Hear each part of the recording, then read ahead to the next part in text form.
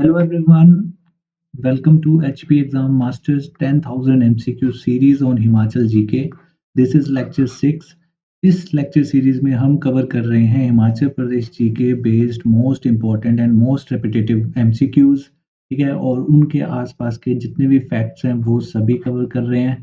ठीक, अगर आपने अभी तक इसमें हुई 5 वीडियोस नहीं देखी हैं तो आप प्लेलिस्ट में जाके देख सकते हैं। ठीक, और अगर आप इस सीरीज से जुड़ना चाहते हैं तो आप HP exam masters YouTube channel को सब्सक्राइब जरूर करें। चलिए आपका टाइम ना वेस्ट करते हुए शुरू करते हैं। फर्स्ट क्वेश्चन आपके सामने ये रहा, the Bara Shigri the largest glacier in Himachal Pradesh is located in which district. तो हमारे पास ऑप्शन है किन्नौर, लाहौल स्पीति, कुल्लू एंड चंबा। ठीक, तो इसका आंसर सबको पता है, लाहौल स्पीति। तो जो बड़ा शिगरी है ये दो वर्ड से मिलके बना है। एक तो बड़ा, ठीक है, जिसका मतलब क्या होता है, बिग, और एक शिगरी। ठीक है, शिगरी का मतलब है ग्लेशियर। लाहौल ये कहाँ पड़ता है? ये लाहौल सब डिवीजन में पड़ता है। अभी ये क्या है, एक ग्लेशियर है, हिमनद है। ठीक, और ये क्या है, इसको क्या बोलते हैं, बड़ा शिगरी बोलते हैं। बड़ा है तो कितना, 27.7 किलोमीटर जो है इसकी लेंथ है, जिसकी वजह से ये हिमाचल प्रदेश का लार्जेस्ट ग्लेशियर हो जाता है। एचपीज लार्जेस्ट ग्लेशियर। और सेकंड लार्जेस्ट है ये हिमालय का। तो क्वेश्चन अराइज होना चाहिए कि अगर ये सेकंड है तो फर्स्ट कौन सा है? फर्स्ट है गंगोत्री ग्लेशियर। गंगोत्री ग्लेशियर।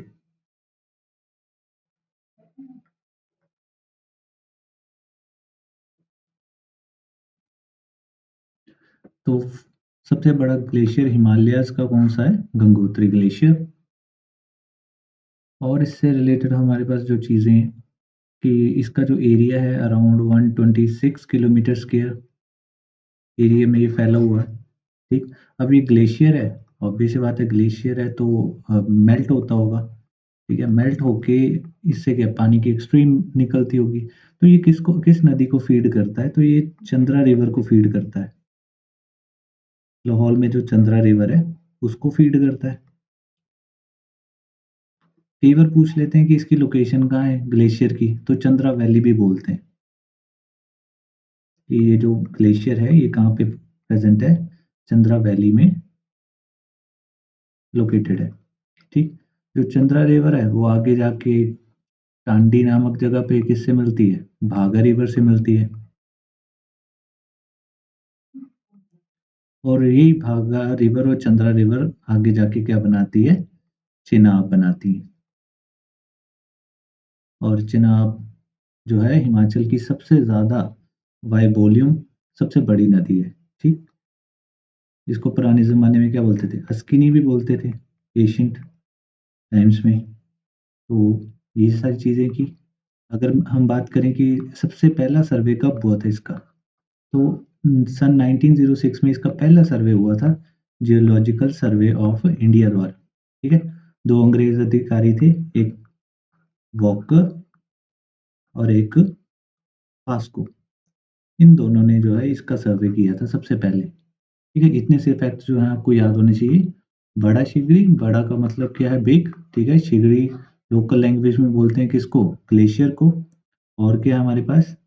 और हमारे पास ये है कि कहाँ पे पड़ता है, ये लाहौल सब डिवीजन में पड़ता है। ठीक, लेंथ कितनी है? 27.7 kilometres, area 126 kilometre square, location Chandra valley, Chandra river को फीड करता है। चंद्रा रिवर टांडी नामक जगह पे किससे मिलती है? भागा रिवर से। और क्या बनाती है? चेनाब। चेनाब जो है हिमाचल की सबसे बड़ी नदी है बाय वॉल्यूम। और उसको पुराने ज़माने में एशियन टाइम्स में क्या बोलते थे? अस्किनी। ठीक, 1906 में इसका पहला सर्वे किया जाता है। और किसने किया था? वॉकर एंड ऑस्को नाम के जो दो अंग्रेज अधिकारी थे उन्होंने किया था। ये सारी चीज़ें यहाँ पे हैं। Lahaul and Spiti, Chandra valley, Lahaul sub division, 27.7, second longest glacier in Himalayas, फिर चंद्रा रिवर, मीट भागी या टांडी, चेनाब रिवर को फॉर्म करते हैं 1906 में। इसका फर्स्ट जो है सर्वे हुआ था H Walker and E H Vasco द्वारा। Next question is which mountain peak is the highest in the Himachal Pradesh? Himachal Pradesh की सबसे ऊंची चोटी कौन सी है? तो लियो पारागेल, रियो पुरगिल, किन्नर कैलाश या शीला। तो इसका राइट आंसर क्या होगा? शीला। इसकी लेंथ कितनी है? 7025 मीटर्स। ठीक है, ये जगह 26 भी लिखा होता है। और ये कहाँ पे है? हमारी किन्नौर में, किन्नौर में पड़ती है। देखो, जो हाईएस्ट पीक है ना, उसके साथ एक कंट्रोवर्सी भी है। जितने भी हमारी ओल्ड टेक्स्ट है, वो किसको डिफाइन करती हैं? वो डिफाइन करती हैं कि शिला जो है सबसे बड़ी पीक है हिमाचल प्रदेश की। बट जितने भी मॉडर्न सर्वेज हुए हैं, ठीक है, रिसेंट टाइम के, वो किसको डिफाइन करते हैं सबसे ऊंची? तो रियो पुरगिल को।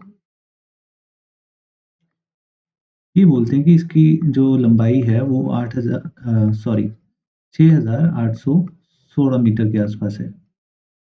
ठीक। और वो बोलते हैं कि जो शिल्ला है वो 6,132 मीटर के आसपास है। तो ये शिल्ला को जो है नीचे डिफाइन करते हैं और रियो पुरगिल को ऊपर बोलते हैं। बट जनरली क्या है, जितने भी हमारे टेक्स्ट हैं या टेक्स्ट बुक्स हैं या बाकी सोर्सेज हैं, वो यही बोलते हैं कि शिला जो है सबसे ऊंची है। कितनी ऊंचाई के साथ? 7,026 के साथ।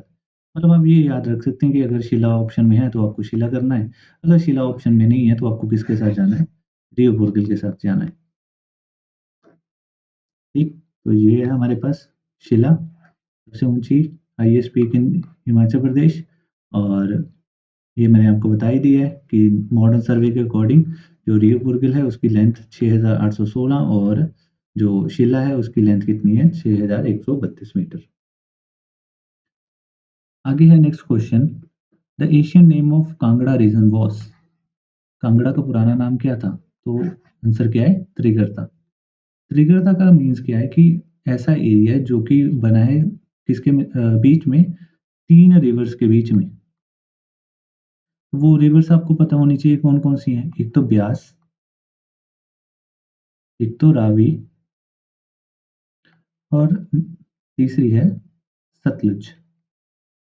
इन तीन नदियों के बीच का जो एरिया था उसको क्या बोलते थे? त्रिगर्ता बोलते थे। ठीक है, जो कि आज का मेनली कांगड़ा रीजन है।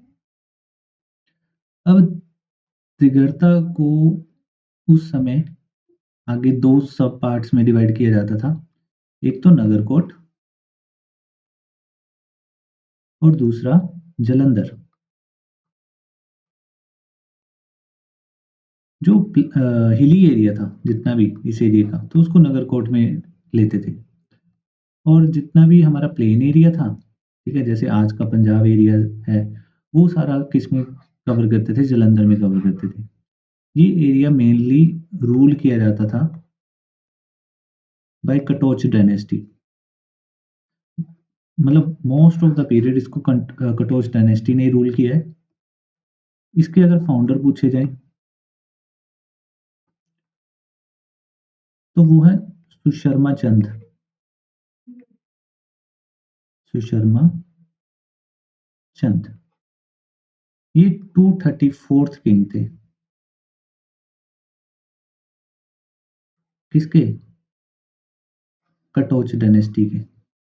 और अगर आपसे कटोच डायनेस्टी के फाउंडर पूछे जाएं तो आंसर क्या होगा? भूमाचंद, भीमचंद या भूमाचंद। तो ये आपके कुछ क्वेश्चंस हो जाएंगे इसके साथ के। ठीक। अब जैसे कुछ पुराने जो हिस्टोरियंस हुए हैं बड़े पुराने टाइम के, ठीक है, या फिर कुछ ग्रामेटिशियन हुए हैं, जैसे कि एक पाणिनि है। पाणिनि ने एक बुक लिखी थी अष्टाध्यायी।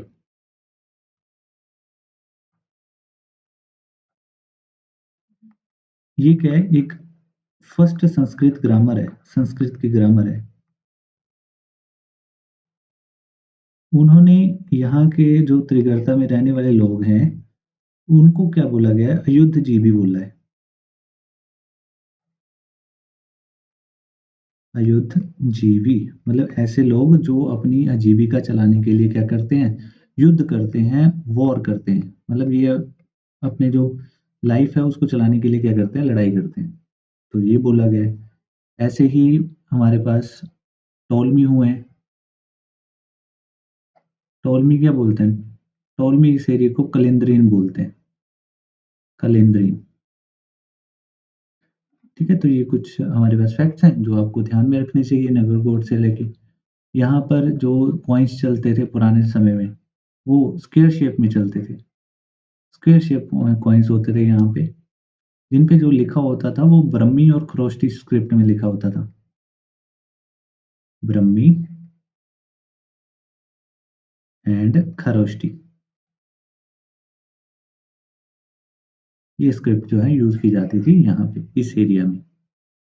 ठीक है, तो ये मैंने आपको चीज़ें बता दी। त्रिगर्ता, ब्यास, सतलुज, रावी, ठीक है, 2 एरियाज़ में डिवाइड होता था, नगरकोट और जालंधर। ठीक, फाउंडर सुशर्मा चंद्र 234th किंग थे कटोच डायनेस्टी के। फर्स्ट जो थे वो कौन थे? भीमचंद या भूमाचंद। और पाणिनि की जो अष्टाध्यायी है उसमें इसको अयुद्धजीवी संघ बोला गया है। टोलमी ने त्रिगर्ता को कलिंद्रीन बोला है। स्क्वायर शेप्ड कॉइन्स चलते थे यहाँ पे और ब्रह्मी और खरोष्टी स्क्रिप्ट में उस पे लिखा हुआ होता था। नेक्स्ट हमारे पास क्वेश्चन है, on which river is Maharana Pratap lake या फिर जिसको पोंग डैम लेक भी बोलते हैं वो लोकेटेड है? सतलुज, रावी, ब्यास और चेनाब। जो महाराणा प्रताप लेक है वो कहाँ पे है? कांगड़ा में है। तो कांगड़ा से अगर आपको नहीं भी पता है तो आप डायरेक्टली आइडिया लगा सकते हैं कि ये क्या होगा आंसर इसका? ब्यास। जो महाराणा प्रताप सागर लेक है वो किसके ऊपर है? ब्यास रिवर के ऊपर है। ठीक। अब ये जो डैम है ये कब बना था? 1975 में बना था। 1975 में क्या हुआ था? ये कंप्लीट। उसके बाद 1983 में इसको क्या बोला था? वाइल्ड लाइफ सेंचुरी बना दिया गया था। फिर नेक्स्ट जो है 2002 में इसको क्या डिक्लेयर किया? Ramsar site. ठीक है, Ramsar site of international importance, ठीक है, या फिर वेटलैंड भी बोलते हैं, रामसर वेटलैंड, वो डिक्लेयर किया गया इसको। ठीक। अब इसमें क्या है, जो महाराणा प्रताप सागर डैम है ये किस लिए फेमस है? माइग्रेटरी बर्ड्स के लिए फेमस है। मतलब वो बर्ड्स जो सीजन से एक जगह से दूसरी जगह जो चले जाते हैं वो। तो सबसे ज़्यादा कौन से माइग्रेटरी बर्ड्स यहाँ पे आते हैं हमारे यहाँ पे? तो उसका नाम क्या है? Bar headed गीज। तो ये जो पक्षी है ये सबसे ज़्यादा आता है यहाँ पे महाराणा प्रताप लेक पे। ठीक, तो हमारे पास क्या-क्या चीज़ें थी हमने देखी। ब्यास रिवर पे है, कांगड़ा डिस्ट्रिक्ट में पड़ती है, 1975 में कंप्लीट हुई। रामसर वेटलैंड कब डिक्लेयर किया गया? 2002 में। और वाइल्ड लाइफ सेंचुरी कब डिक्लेयर किया गया? 1983 में। सबसे ज़्यादा जो माइग्रेटरी बर्ड आता है हाईएस्ट नंबर में वो क्या है? Bar headed geese. ठीक, आपको मुझे बताना है कि जो हमारी रेणुका लेक है उसको रामसर साइट कब डिक्लेयर किया गया? कौन से ईयर में उसको रामसर साइट डिक्लेयर किया गया? ये याद रखना, ये इंपॉर्टेंट है। 2002। Next question is, in January 2025 which state government project approved as a pilot for the agriculture exploration? जनवरी 2025 में स्टेट गवर्नमेंट का कौन सा प्रोजेक्ट था, किससे रिलेटेड था, ताकि एग्रीकल्चर की नई नई जो फील्ड्स हैं उनको एक्सप्लोर किया जा सके?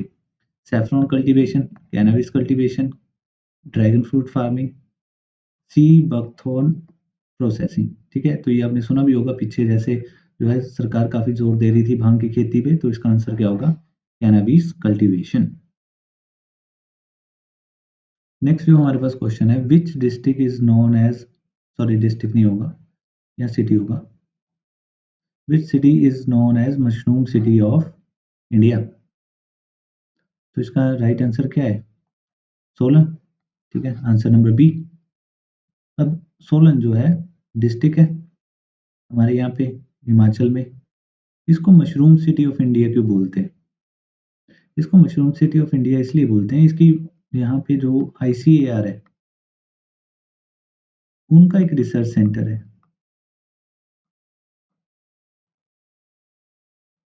ठीक, जिसका नाम क्या है? DMR। इसको फुल फॉर्म क्या है? Directorate of mushroom research.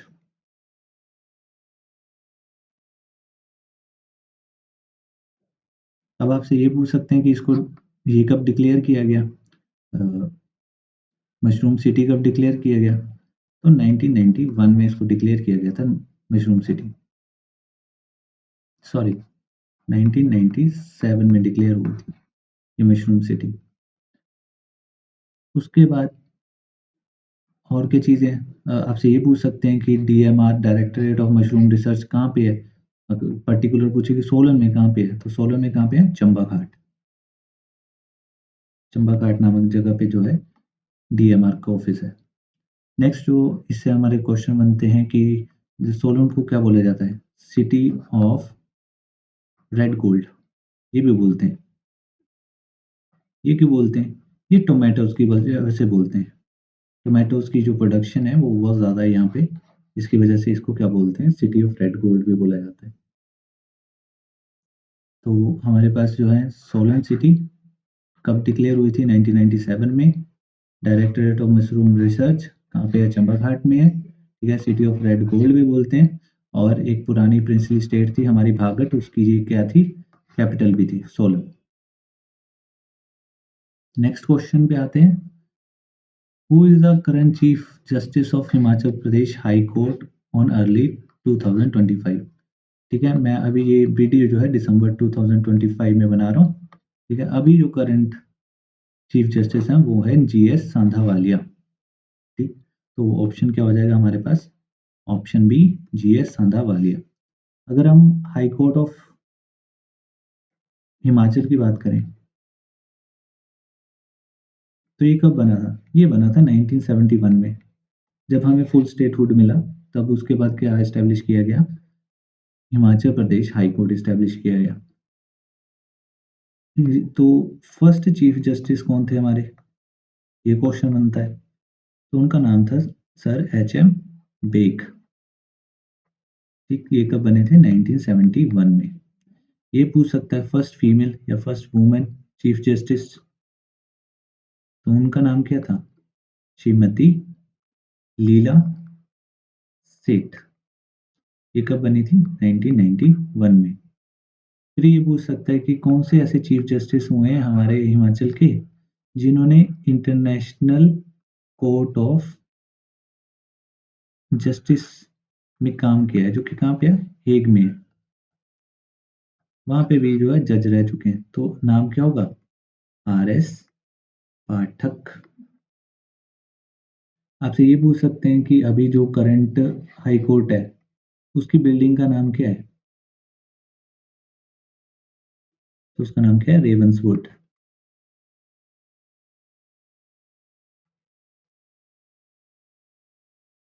तो ये हमारे पास कुछ क्वेश्चंस थे इससे रिलेटेड। GS सांधावालिया करंट में है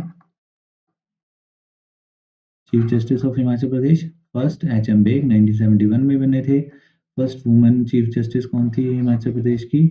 लीला सेठ 1991 में बनी थी।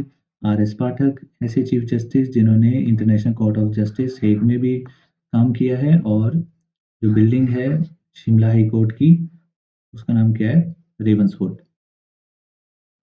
Next question is the Dham fest is primarily prepared by the special group of chefs called।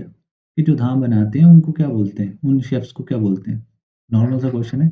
उनको क्या बोला जाता है? बोटीज। ये कुछ लोग होते हैं जो ब्राह्मण कास्ट से जो है बिलोंग करते हैं।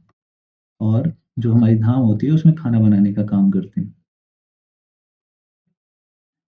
Next question is which valley in the Himachal Pradesh is known for sighting flying squirrels as of 2025? तो फ्लाइंग स्क्विरल्स देखी जाए जहाँ पे, वो कौन सी वैली है? तो देखो हुआ क्या कि एक स्क्विरल होती है जिसको क्या बोलते हैं, वुडली फ्लाइंग स्क्विरल।